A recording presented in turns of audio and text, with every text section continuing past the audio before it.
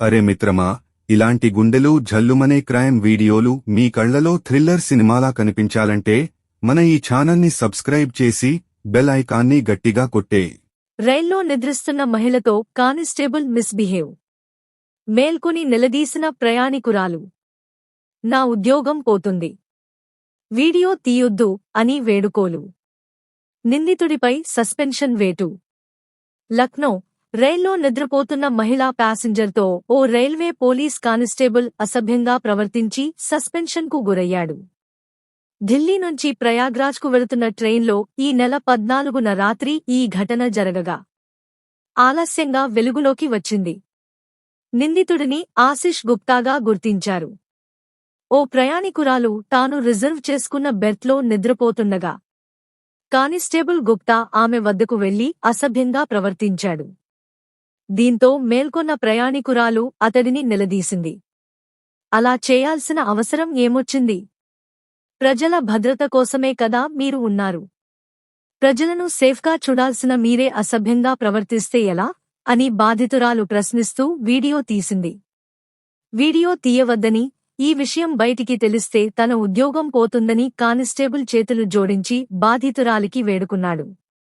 ఈ క్రమంలో ఆమె దగ్గరికి వెళ్లి మాట్లాడుతుండగా ముందు మీరు దూరంగా నిలబడాలని ప్రయాణికురాలు అతడిని మందలించింది. నీ ఉద్యోగం పోతే నేనేం చేయాలి? మహిళా ప్యాసింజర్లు నిద్రపోతుంటే వచ్చి అసభ్యకరంగా టచ్ చేస్తారా? ప్రజలను కాపాడే తరీకా ఇదేనా? మహిళలతో మిస్బిహేవ్ చేయడానికే మీకు యూనిఫామ్ ఇచ్చారా అని బాధితురాలు ప్రశ్నించింది. దీంతో కానిస్టేబుల్ ఆమెకు క్షమాపణ చెప్పాడు. ఆమె తీసిన వీడియో వైరల్గా మారింది. నిందితుడిని అధికారులు సస్పెండ్ చేశారు.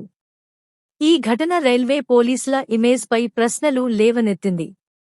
మహిళల భద్రత కోసం ఉన్న అధికారులే అసభ్యంగా ప్రవర్తించడం తీవ్ర ఆందోళన కలిగిస్తోంది. రైల్వే అధికారులు తక్షణమే చర్యలు తీసుకున్నప్పటికీ ఇలాంటి ఘటనలు జరగకుండా మరిన్ని జాగ్రత్తలు తీసుకోవాలని ప్రయాణికులు డిమాండ్ చేస్తున్నారు. మహిళలు రాత్రి ప్రయాణాల్లో ఒంటరిగా ఉన్నప్పుడు జాగ్రత్తగా ఉండాలని, అనుమానాస్పద పరిస్థితుల్లో వెంటనే రైల్వే పోలీసులు లేదా టీటీఈలకు సమాచారం ఇవ్వాలని సలహాలు ఇస్తున్నారు. జాగ్రత్తలు మరియు సలహాలు. రైల్లో మహిళలు ఒంటరిగా ప్రయాణిస్తున్నప్పుడు బెర్త్ దగ్గర లైట్ ఆన్ చేసుకుని నిద్రపోవడం మంచిది.